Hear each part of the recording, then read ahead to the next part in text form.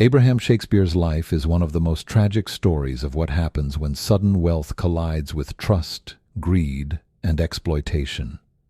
Born in Lakeland, Florida, in 1966, Abraham grew up in poverty, the son of a maid and laborer. He had little formal education, dropping out of school in the seventh grade, and struggled with literacy throughout his life. Despite these challenges, Abraham was known for his kind and generous heart, earning the affection of those around him. He lived a modest life, doing a series of low-paying jobs, including working as a truck driver's assistant, which involved loading and unloading goods. In 2006, Abraham's life took an unexpected turn. While on a work trip with a coworker, he stopped at a convenience store in Frostproof, Florida, and bought 2 lottery tickets. It was a simple, unremarkable act, one he had done many times before. One of those tickets turned out to be the winner of a $30 million Florida Lotto jackpot.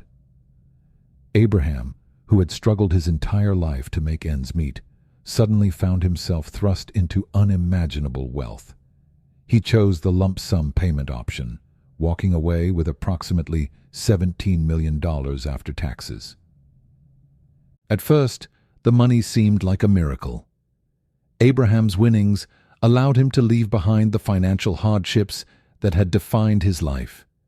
He purchased a $1.1 million home in a gated community, something he could never have dreamed of owning before. He also bought a luxury car and began giving money away to family, friends, and even strangers. He did it out of goodness of his heart. A whole lot of them took advantage of it. But you know what? He gave it to them. They didn't take it. He gave it to them. People who came to him with sad stories often left with cash in hand. Abraham's generosity became legendary in his community, and he relished being able to help others. However, as word spread about his newfound fortune, Abraham became inundated with requests for money. Family members, old friends, and even people he barely knew began approaching him, each with their own hard luck stories.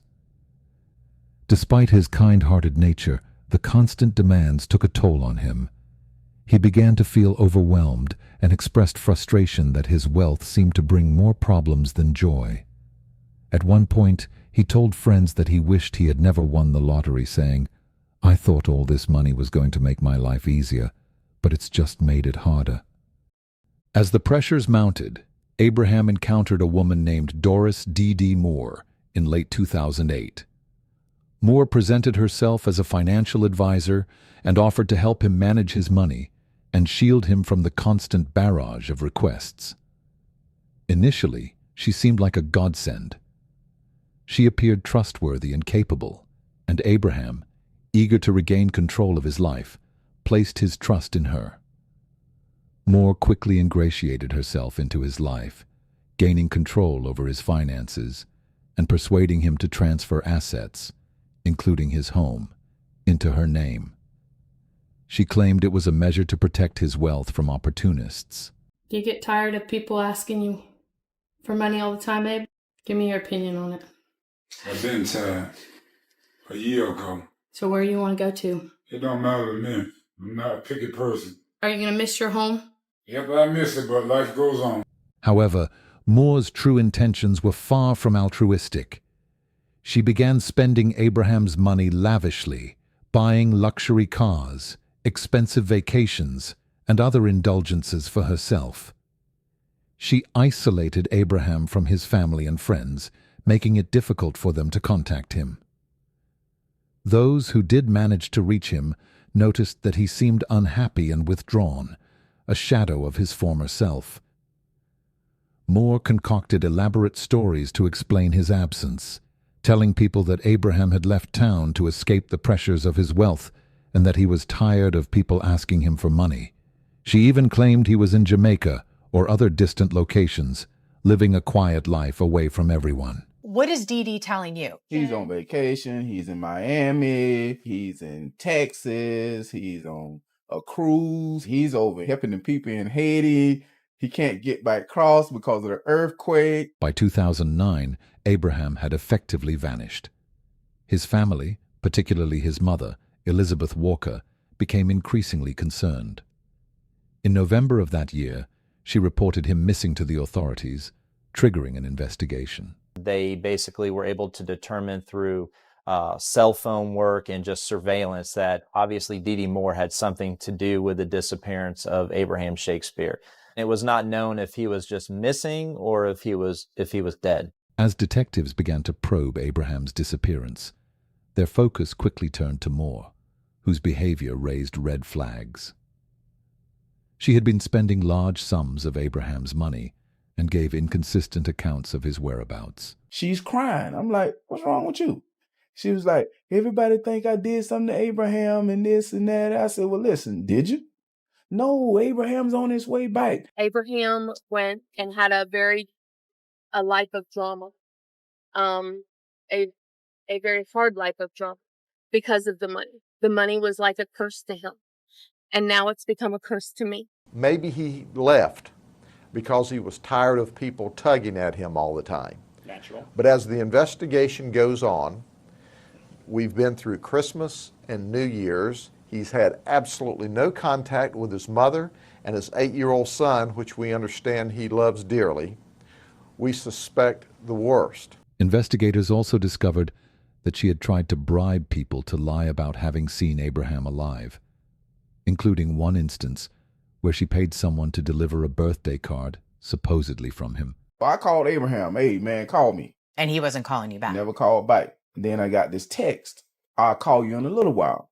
So I'm looking at the text, I'm like, something ain't right. And Abraham had a 7th grade He education. don't even know how to spell. He can't text, he can't spell. No. And that's where it goes into the part of the investigation where she's seeking somebody that's looking at a significant prison sentence to take the rap for Abraham Shakespeare's disappearance and murder. That then puts in motion utilizing a covert officer to play the part of an individual about to be sentenced to a lengthy prison term. She's asking him to remove the body of Abraham Shakespeare, dispose of it, and then once he begins his prison sentence, to basically admit to the homicide. And then, what do you want? 50 grand. Can I do it in payments? Because I don't have that kind of cash. I'm going to have to sell something. I'm gonna need 10 up front.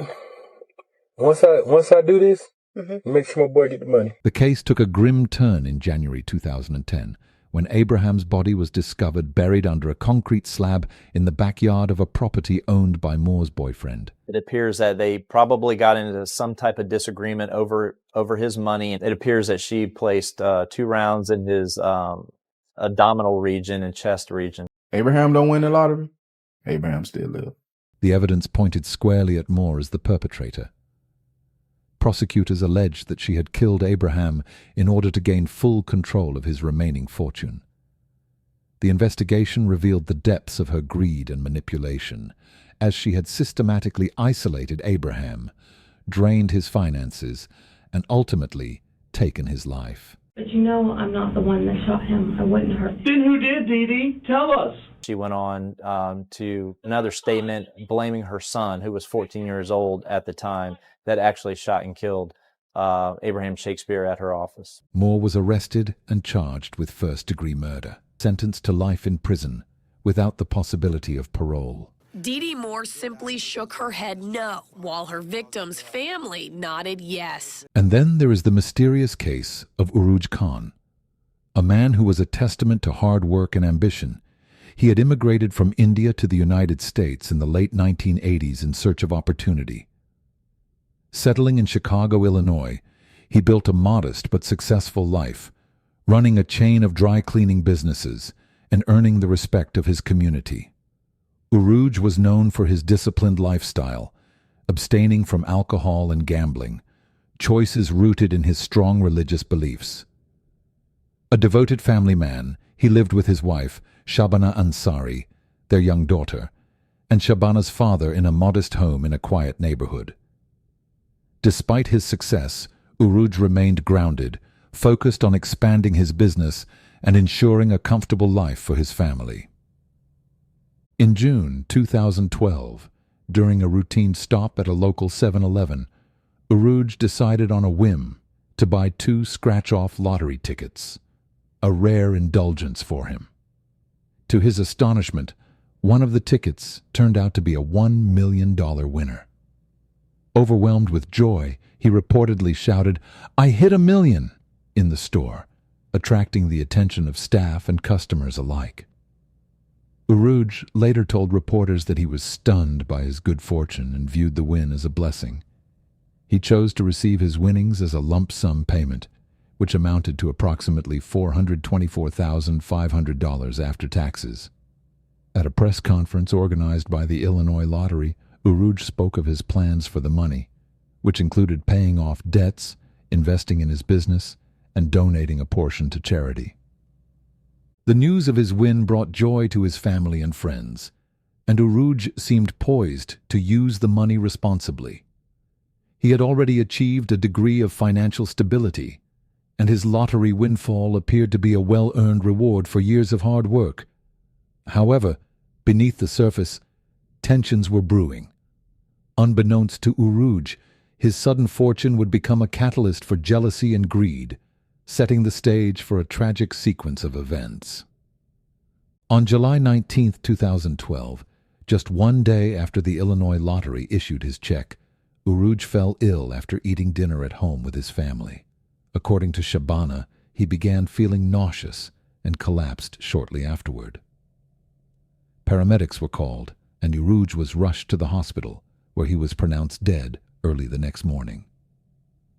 At the time, his death was attributed to natural causes, specifically hardening of the arteries, a diagnosis that seemed plausible given his history of high blood pressure.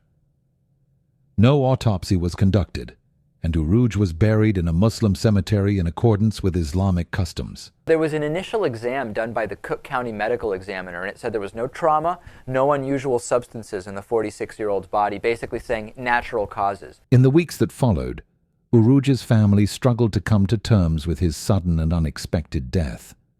However, his brother, Imtiaz Khan, found the circumstances suspicious.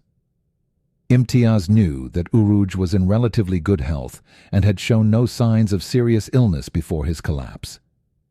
Concerned that something was amiss, Imtiaz requested that the Cook County Medical Examiner's office conduct further tests.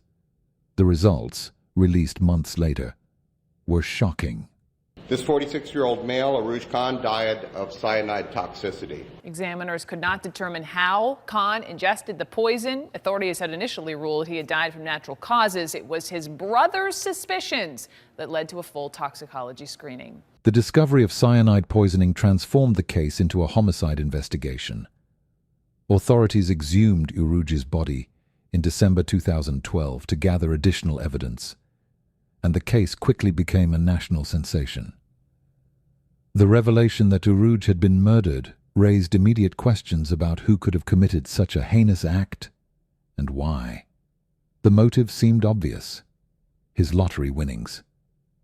But determining the identity of the perpetrator proved far more complex. Investigators turned their attention to those closest to Uruj, focusing on his wife, Shabana, and other members of his household. Shabana was present during the meal Uruj ate before collapsing, as was her father, who also lived with them. Questions arose about the dynamics within the family and whether financial disputes or underlying tensions might have led to the crime. Shabana inherited the majority of Uruj's estate, including the remaining lottery winnings, making her a central figure in the investigation. Detectives scrutinized her financial records, including a $250,000 check she had received from the winnings, as well as her interactions with other family members in the days leading up to Uruj's death. The investigation also uncovered long-standing disputes among Uruj's extended family, including disagreements over money and business dealings. Relatives accused one another of harboring motives to harm Uruj, and the case became a web of allegations, suspicions, and mistrust. Amid the chaos, Shabana maintained her innocence, denying any involvement in her husband's death and expressing grief over his loss. Despite extensive efforts, authorities struggled to piece together a clear timeline or identify definitive evidence linking anyone to the crime. Cyanide is an extraordinarily potent and fast-acting toxin, and its use suggested premeditation and a level of sophistication. However, investigators were unable to determine how the cyanide had been administered or who had access to it. The lack of direct evidence made it difficult to build a case against any one suspect, leaving the murder unsolved. The lack of closure has left Uruj's family devastated. His brother Imtiaz has continued to push for answers, expressing frustration with the slow pace of the investigation and the limited progress made in identifying the perpetrator. Although the murder of Doris Murray fortunately did come to a close. Doris lived a modest and hard-working life in the small town of Dublin, Georgia. She was a single mother and a grandmother, deeply devoted to her family and her community. Known for her kindness and practicality, Doris had always managed to make ends meet despite financial struggles, prioritizing the needs of her children and grandchildren above her own. Doris's life was far from easy, but she faced its challenges with quiet determination, focused on creating a better future for her family. In 2007, everything changed when Doris purchased a lottery ticket. She had been a casual player, buying tickets every now and then, more for fun than with any expectation of winning. This time, however, her luck paid off in an extraordinary way. She won $5 million in the Georgia lottery. The win was a life-altering event for Doris, providing her with an opportunity to escape financial hardship and provide for her family in ways she had only dreamed of. Doris opted to receive her winnings in annual installments, ensuring a steady income over time rather than a lump sum. This decision reflected her practical nature and her focus on long-term stability. She spoke of her plans to use the money wisely, focusing on her family's future. She intended to invest in her grandchildren's education, secure financial stability for her children, and perhaps make a few improvements to her modest home. Doris had no interest in flashy purchases or an extravagant lifestyle. She remained firmly grounded in her values, emphasizing the importance of family and community. News of Doris's win spread quickly through Dublin, and she became something of a local celebrity. People admired her for her humility and responsible approach to her newfound fortune. She continued to live in the same house and maintained her simple, unassuming lifestyle. However, the attention that came with her lottery win began to change the dynamics of her life. Suddenly, people she barely knew began approaching her, asking for loans, handouts, or favors. While Doris was known for her generosity, the constant requests for money became overwhelming. One of the more troubling aspects of Doris's new reality was the strain it placed on her personal relationships. People who had once been close to her now viewed her differently, and trust became an increasingly scarce commodity. Among those who re-entered her life was her former boyfriend, Andre Thornton. Andre had been a part of Doris's life in the past, but their romantic relationship had ended due to his controlling and jealous behavior. Despite their breakup, Andre remained a presence in her life, and the lottery win only seemed to intensify his fixation on her. Doris's newfound wealth became a source of tension between her and Andre. While she was focused on using her money for the benefit of her family, Andre reportedly became increasingly possessive and demanding. He wanted to rekindle their relationship, but Doris was not interested in revisiting the past. Friends and family noticed that Andre's behavior was growing more erratic, and arguments between the two became more frequent. Doris tried to maintain her independence and set boundaries, but Andre's jealousy and anger continued to escalate. On April 15, 2008, Doris celebrated her 42nd birthday surrounded by her loved ones. It was a joyful occasion, filled with laughter and warmth, a reflection of the close bonds she shared with her family. However, later that evening, the celebration took a tragic turn. Andre arrived at Doris's home, and the two began to argue. The confrontation quickly spiraled out of control, In a horrifying act of violence, Andre stabbed Doris multiple times, killing her in her own home.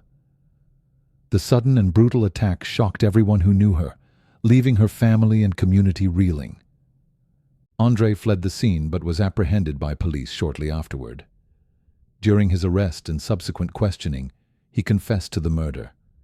He claimed that the argument had escalated and his jealousy and frustration had boiled over. While Andre did not explicitly cite Doris's lottery winnings as a motive, many speculated that her fortune had been a contributing factor in the growing tension between them. It was clear that Andre's obsession with Doris, combined with the power dynamics introduced by her wealth, had created a volatile situation that ended in tragedy. Doris's murder devastated her family. She had worked so hard to create a better life for her children and grandchildren, and her sudden death left a void that could never be filled. Her grandchildren, who were to be the primary beneficiaries of her plans for the lottery money, were robbed not only of financial security, but also of the loving presence of their grandmother. Her children struggled to come to terms with the senseless loss of a woman who had been their anchor and support system. Andre Thornton was charged with first-degree murder and later convicted. He received a life sentence without the possibility of parole, ensuring that he would spend the rest of his days behind bars. While his conviction brought some measure of justice, it could not undo the damage he had caused or alleviate the grief of Doris's family and friends. Now, for an early lottery winner in the 1900s, we have William Budd, a man whose life is one of the most extreme cautionary tales of how sudden wealth can amplify turmoil rather than alleviate it. Born in 1939 in Erie, Pennsylvania, Budd's early years were defined by hardship and instability. His father died when he was young, and his mother remarried, sending him to live in an orphanage. Budd grew up in a world of limited opportunities, dropping out of school early and working various blue-collar jobs to survive. By the time he reached adulthood, Budd's life had been marked by financial struggles, limited prospects, and a sense of constant instability. At the time of his lottery win in 1988, he was living on disability payments, barely scraping by, with little more than a dream of better days. In 1988, Budd's fortune seemed to take a miraculous turn. With just $2 borrowed from his then-girlfriend to buy a lottery ticket, Budd won a staggering $16.2 million in the Pennsylvania lottery. For a man who had spent most of his life in poverty, the win was unimaginable.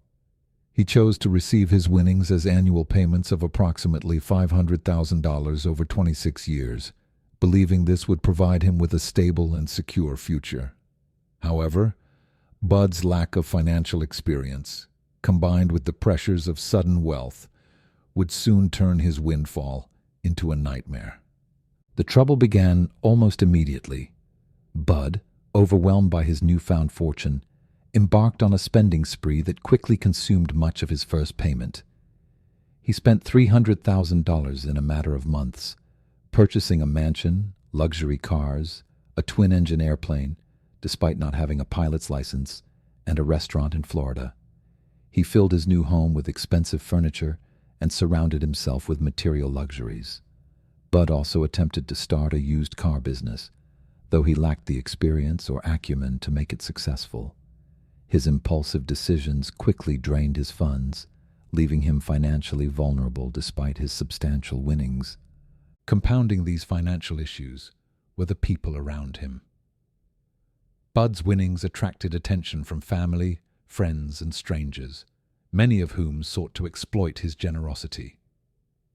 He was inundated with requests for money, and his open-handed nature made him a prime target. Among those who sought to profit from his fortune was his brother, Jeffrey Post, whose greed would lead to one of the most shocking chapters in Budd's story. As Budd's spending spiraled out of control and his relationships became increasingly strained, Jeffrey concocted a plan to ensure his own share of the lottery winnings. In a shocking betrayal, Jeffrey hired a hitman to murder Budd and his sixth wife, ostensibly to gain control of his fortune. The plan was to make Jeffrey the sole beneficiary of Bud's estate, allowing him to inherit the remaining lottery payments and other assets. Fortunately, the murder plot was uncovered before it could be carried out. Authorities learned of the scheme and arrested Jeffrey, who confessed to his role in the plot. He was charged and later convicted. But the incident left Bud deeply shaken.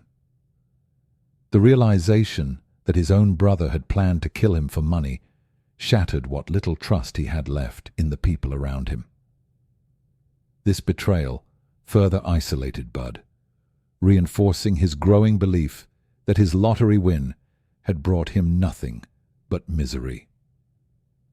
As if the murder plot were not enough, Bud faced additional legal troubles that compounded his financial difficulties.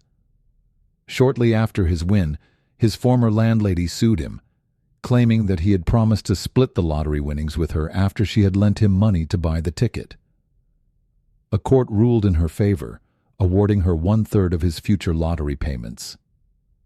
This legal battle significantly reduced Bud's income and created even more financial strain. In an attempt to maintain his lifestyle, Bud began borrowing heavily, using his future lottery payments as collateral for loans. The mounting debts, combined with poor investments and extravagant spending, left him unable to keep up with his financial obligations. Within just 3 years of winning the lottery, Bud had filed for bankruptcy. His mansion was repossessed, and his remaining assets were liquidated to pay off creditors. By the mid-1990s, Bud's life had come full circle. He was once again living modestly, relying on Social Security and disability payments to survive. The fortune that had promised to transform his life had instead left him worse off than before, financially ruined and emotionally scarred. Despite his misfortunes, Bud retained a sense of humor about his situation, often joking about the chaos his win had brought into his life. In interviews, he expressed regret over the choices he had made and the trust he had placed in others, famously saying, "I was much happier when I was broke." In his later years, Bud lived quietly in a small apartment in Pennsylvania, far removed from the extravagance and turmoil of his lottery-winning days. He passed away in 2006 at the age of 66, leaving behind a legacy as one of the most infamous examples of how sudden wealth can lead to unforeseen consequences. Bud's story has been widely cited as a cautionary tale about the perils of lottery winnings, illustrating how a lack of financial literacy, combined with the pressures of wealth, can turn a dream into a nightmare. If you thought a man attempting to kill his own brother for his lottery winnings was bad, wait till you hear the story of Jeffrey Dampier. Born and raised in Chicago, Illinois, where he grew up in a working-class family.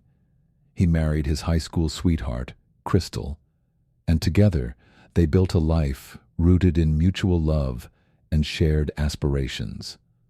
Though their life was financially modest, Jeffrey's optimism and sense of humor made him a joy to be around. He was close to his family and always went out of his way to lend a hand whenever someone needed help. In 1996, Jeffrey's life changed dramatically when he purchased a lottery ticket and won the $20 million Illinois lottery jackpot. It was a windfall that seemed like a blessing, a life-changing sum of money that promised to open doors he could never have imagined. Jeffrey opted for a lump sum payment, which amounted to around $11 million after taxes. At just 29 years old, he became an instant millionaire, thrust into a world of wealth and opportunity far removed from his modest upbringing. The first thing Jeffrey did was ensure that his family and loved ones benefited from his good fortune. He bought houses, cars, and other expensive gifts for relatives, friends, and even in-laws. His generosity was unmatched, and he took great pride in being able to improve the lives of those around him. However, sudden wealth brought its own set of challenges. The strain of navigating his newfound financial responsibilities and the dynamics of sudden wealth began to take a toll on his marriage. Over time, Jeffrey and Crystal grew apart, and they eventually divorced. Despite the end of their marriage, the separation was amicable, and Jeffrey remained focused on building a new life. After his divorce, Jeffrey relocated to Tampa, Florida, where he sought a fresh start. It was there that he met and married Chiquita, his second wife. They settled into a comfortable life, using part of his lottery winnings to start a gourmet popcorn business called Cassie's Gourmet Popcorn. The shop was named after a family member, reflecting Jeffrey's continued devotion to his loved ones. He poured his energy into the business, which became moderately successful, and gave him a sense of purpose beyond his lottery winnings. He even hired family members to help manage the shop, bringing them into his fold and continuing his tradition of generosity. Among the family members Jeffrey supported were his sisters-in-law, Victoria Jackson, and her sister Terry. Jeffrey went above and beyond for them, paying their bills, buying them gifts, and ensuring they had financial stability. Victoria, in particular, became a close part of his life, and Jeffrey often extended kindness to her without question. He trusted her deeply, believing that his generosity was helping her build a better life. What he didn't realize was that his kindness would ultimately be exploited in the most horrifying way. By 2005, Victoria had entered into a relationship with a man named Nathaniel Jackson. The couple began to resent Jeffrey, despite all he had done for them. Driven by greed, they started to plot against him, believing that they deserved more of his money. The resentment festered until they devised a plan to rob Jeffrey, convinced that his wealth could solve their financial problems. What began as a plot to steal money quickly escalated into something far more sinister. On July 26, 2005, Victoria called Jeffrey, asking him to come to her apartment under the pretense of needing his help. Trusting her, as he always had, Jeffrey arrived without hesitation. Once there, Nathaniel confronted him with a gun, demanding money. Jeffrey, likely shocked and confused, tried to reason with them, but the situation spiraled out of control. Nathaniel tied Jeffrey's hands and forced him into a van. Inside the vehicle, the tension between Victoria and Nathaniel grew. The couple argued over what to do next, with the situation becoming increasingly chaotic. During the argument, Victoria grabbed the gun. Whether in a moment of rage or panic, she pulled the trigger, shooting Jeffrey in the back of the head and killing him instantly. The act was cold and calculated, a betrayal of the trust he had placed in her. Jeffrey's body was left in the van, which was abandoned on a desolate road in Tampa. The man who had spent his life giving selflessly to others had been murdered by the very people he had supported. The discovery of Jeffrey's body sent shockwaves through his family and the Tampa community. Police quickly identified Victoria and Nathaniel as suspects, and they were arrested shortly after the murder. The investigation revealed the depth of their betrayal. It became clear that their actions had been motivated by greed and jealousy, their resentment festering despite Jeffrey's generosity. During questioning, both Victoria and Nathaniel admitted to their roles in the crime, though each attempted to minimize their involvement. Victoria, who had pulled the trigger, was portrayed as the mastermind behind the plot, while Nathaniel's role as the enforcer was equally damning. The prosecution painted a chilling picture of two people who had exploited Jeffrey's kindness and repaid his trust with violence. At their trial, the evidence against them was overwhelming. Both were convicted of first-degree murder and other related charges. Victoria and Nathaniel were sentenced to life in prison without the possibility of parole. And then there's Gregory Birch, a hard-working forklift operator living in Fitzgerald, Georgia, a small, close-knit community where everyone seemed to know one another. He often worked long hours to support his loved ones, including his girlfriend and their young son. Despite financial struggles, Gregory maintained a hopeful outlook and was deeply committed to providing a stable and loving environment for his family. He was described as a quiet but generous man, someone who prioritized his responsibilities and took pride in the life he was building. In November 2015, Gregory's life changed when he won $434,272 from a lottery ticket, a life-changing amount for someone who had spent his life living paycheck to paycheck. Opting for a lump sum payment, Gregory received around $250,000 after taxes.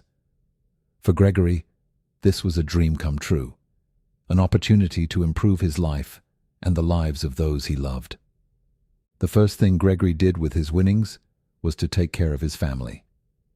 He used a portion of the money to pay off outstanding debts and to purchase a modest home in a quiet neighborhood, ensuring they would have a place to call their own. He also bought a new car and set aside money for his young son's future. Despite his newfound wealth, Gregory remained grounded and continued to prioritize his family's needs. Those who knew him admired how he stayed true to his humble roots, using his winnings responsibly and generously. However, Gregory's lottery win also attracted attention, and word quickly spread throughout Fitzgerald about his newfound wealth. In a small town where financial hardship was common, news of his winnings made him the subject of gossip and speculation. Although Gregory enjoyed helping others, he became increasingly aware of the risks that came with his fortune. He confided in close friends and family that he was worried about people targeting him, and he took precautions, including keeping his home secure. Despite these concerns, Gregory tried to maintain a sense of normalcy, focusing on his family and enjoying the opportunities his winnings provided. On the night of January 20th, 2016, Gregory's fears became a horrifying reality. While at home with his girlfriend and their young son, a group of armed intruders forced their way into the house. The men, masked and carrying guns, had planned the attack, believing Gregory kept large amounts of cash in the house. The break-in was sudden and violent, throwing the household into chaos. The intruders demanded money, shouting threats and terrifying Gregory's family. Gregory, desperate to protect his girlfriend and child, tried to remain calm. He pleaded with the intruders, assuring them he would give them whatever they wanted if they spared his family. The men ransacked the house, searching for cash and valuables, but their frustration grew when they couldn't find what they were looking for. Gregory repeated his offers, but the situation escalated as the intruders became more aggressive. The home invasion reached a tragic climax when one of the intruders, angered by the lack of cash, shot Gregory multiple times. He was killed in front of his girlfriend and child, who were left traumatized by the horrifying scene. The intruders fled the house, leaving Gregory's lifeless body behind. The senseless act of violence shattered the lives of those who loved him and sent shockwaves through the Fitzgerald community. News of Gregory's murder spread quickly, leaving the small town in a state of shock and grief. Friends and neighbors mourned the loss of a kind and hard-working man who had only wanted to provide a better life for his family. The brutality of the crime and the fact that it stemmed from greed made it all the more devastating. Gregory's family, particularly his girlfriend and young son, were left to grapple with the profound trauma of losing him in such a horrific way. Law enforcement launched an intensive investigation to bring the perpetrators to justice. Within weeks, police arrested several suspects, all of whom were local men with criminal histories. Investigators discovered that the group had specifically targeted Gregory after learning about his lottery win. They had assumed he kept large sums of cash in his home, a misconception that fueled their decision to carry out the home invasion. The suspects were charged with crimes including murder, armed robbery, and home invasion. The trial revealed the cold and calculated nature of the crime. Testimony and evidence showed that the intruders had planned the attack, believing it would be an easy way to steal a large amount of money. Prosecutors emphasized the senselessness of the act and the devastating impact it had on Gregory's family. Each suspect was convicted and received lengthy prison sentences. But for Gregory's loved ones, no punishment could undo the pain of losing him.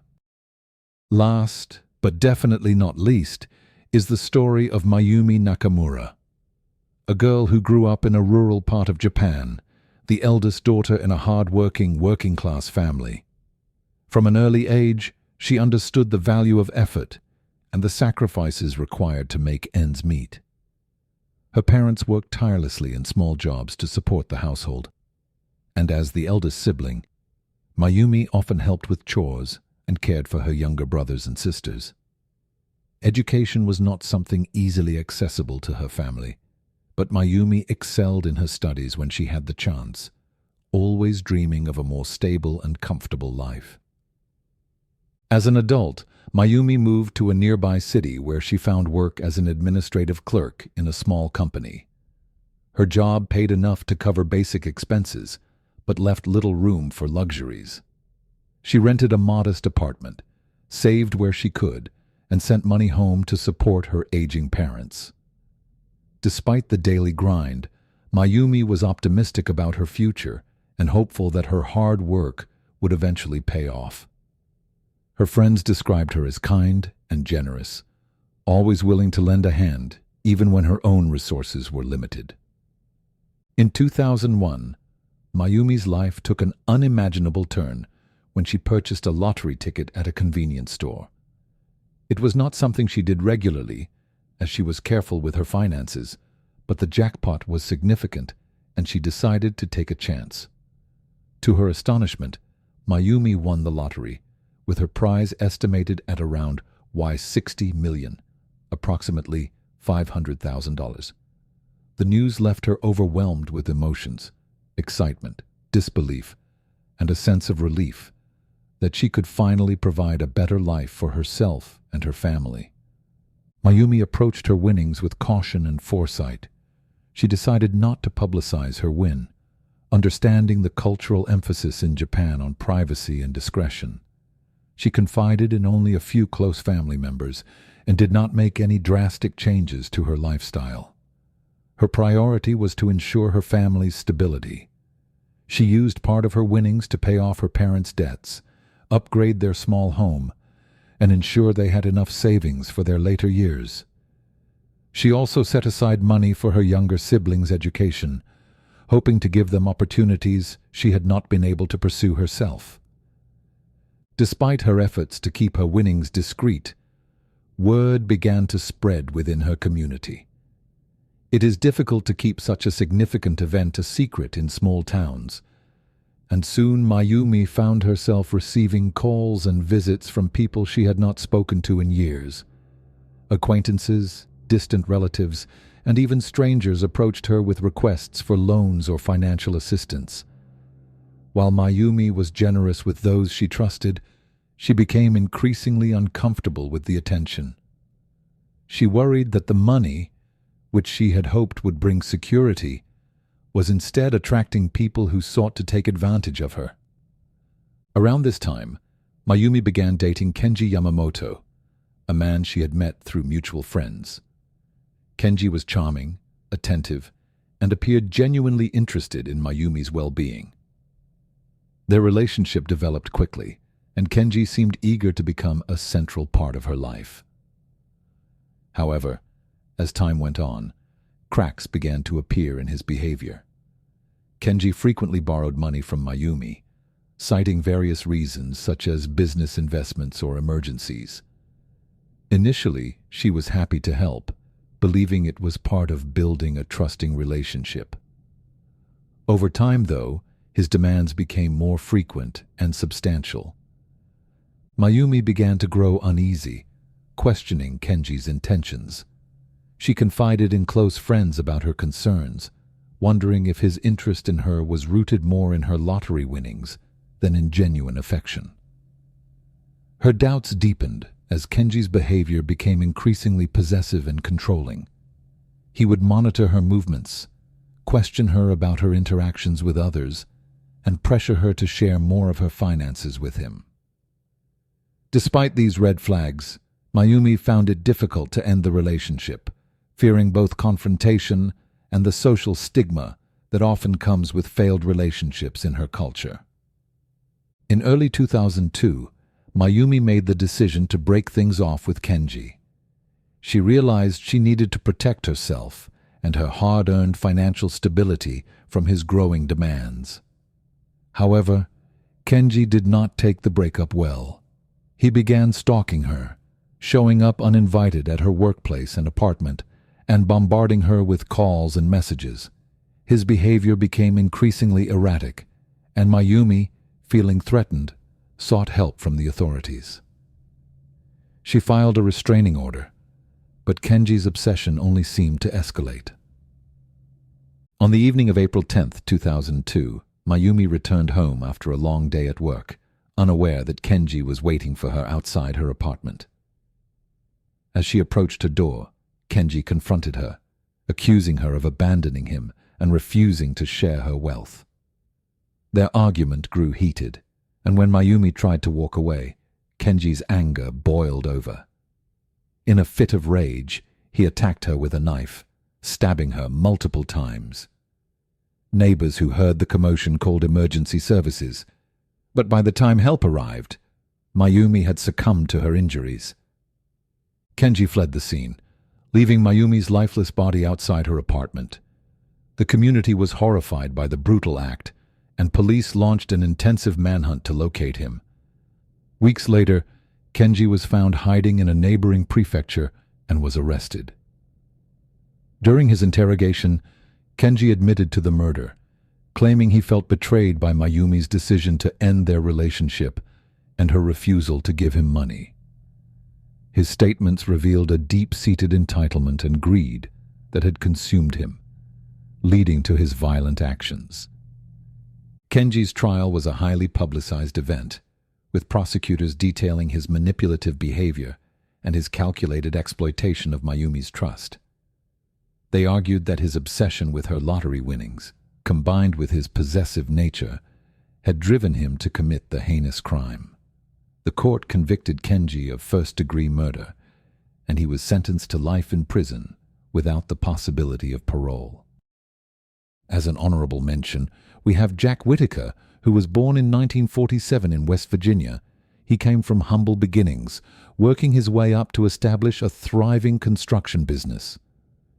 By the time he purchased the winning Powerball ticket in December 2002, Jack was already a millionaire, known in his community as a gregarious and generous man. Unlike many lottery winners, Jack was not in desperate financial straits.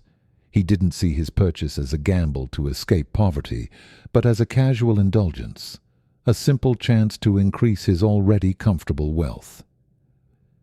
The ticket he purchased at a gas station in Hurricane, West Virginia, turned out to be worth $314.9 million, the largest jackpot ever won by a single ticket at the time. When he chose the lump sum payment, Jack walked away with $113 million after taxes. His life changed overnight. The press descended upon him, cameras capturing the jubilant moment he declared he wanted to use the money to make life better for others. Jack pledged 10% of his winnings to his church and promised to invest in his community, setting up a charitable foundation to help those in need. For a moment, it seemed as though Jack's win was a blessing, not just for him, but for everyone around him. At first, Jack lived up to his promises of generosity. He donated millions to Christian charities, built churches, and supported local organizations. He gave a substantial sum to help rebuild homes damaged by natural disasters in his area. On top of this, he lavished gifts upon his family, ensuring they had everything they could ever want. His wife, Jewel, received lavish jewelry, and his granddaughter, Brandy Bragg, whom he adored like a daughter, became the primary beneficiary of his generosity. He bought her expensive cars, designer clothes, and a generous allowance. Jack also indulged in his newfound wealth with a reckless abandon.